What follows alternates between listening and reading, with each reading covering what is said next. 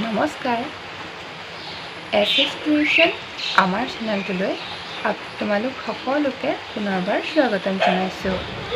ইয়াৰ আগৰ ভিডিঅ'টোত মই তোমালোকক স্বৰচিহ্ন ব্যৱহাৰ কৰি কিদৰে কৰিব লাগে তাৰ বিষয়ে পঢ়াইছিলোঁ। যদি তোমালোকে ভিডিঅ'টো চোৱা নাই তেতিয়াহ'লে আমাৰ চেনেলটো ছাবস্ক্ৰাইব কৰি সকলোৱে চাবলৈ নাপাহৰিবা। আজি আমি আন এটা নতুন বিষয় শিকিম। স্বৰচিহ্ন লগ লাগিলে কিছুমান আখৰৰ ৰূপৰ সলনি হয়।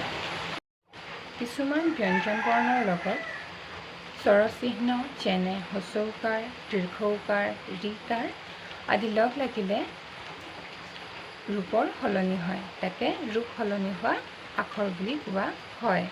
তেন্তে ব'লাচোন চাওঁ কি কি আখৰৰ লগত স্বৰচিহ্ন লগ লাগিলে ৰূপৰ সলনি হয়।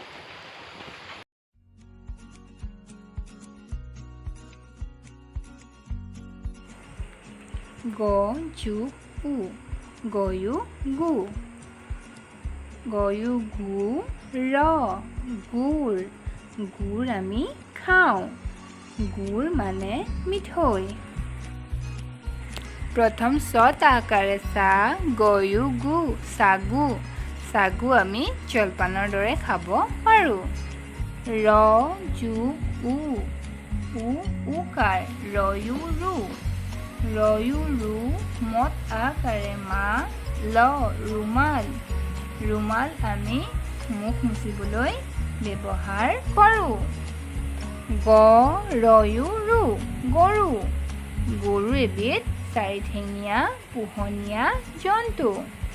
তালব্য হ যোগ হ্ৰস্ব উ, হয়ু হু, হয়ু হু, ভ শুভ, শুভ মানে ভাল। প হয়ু হু, পশু, পশু পক্ষীক আমি মৰম কৰিব লাগে।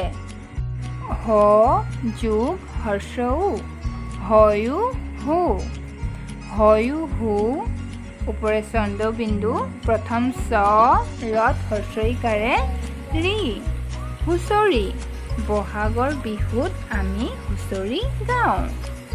বত হ্ৰস্বইকাৰে বি, হয়ু হু, বিহু, বিহু অসমৰ জাতীয় উৎসৱ।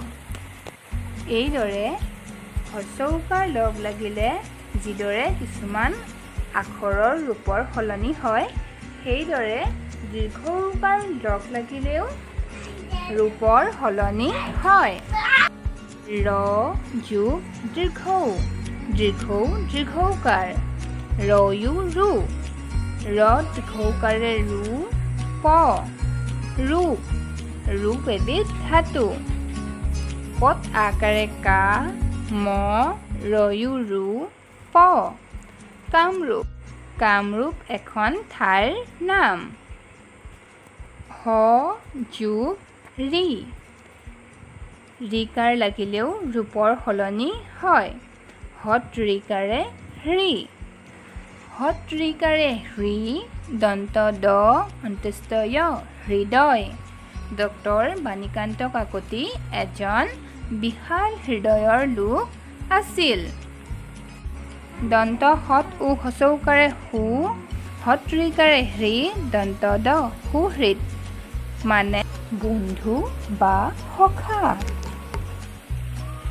তেন্তে আজি আমি শিকিলোঁ গ যোগ উ, গয়ু গু, গয়ু গু, ৰ যোগ উ, ৰয়ু ৰু, তালব্য হ যোগ উ, হয়ু হু, হ যোগ উ, হয়ু হু,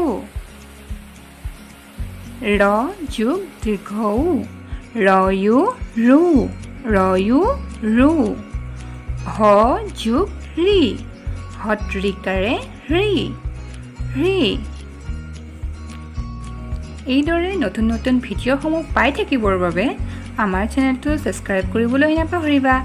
আৰু কিবা সুধিবলগীয়া থাকিলে কমেণ্ট কৰিও জনাবা। ভিডিঅ'টো সম্পূৰ্ণকৈ চোৱাৰ বাবে ধন্যবাদ।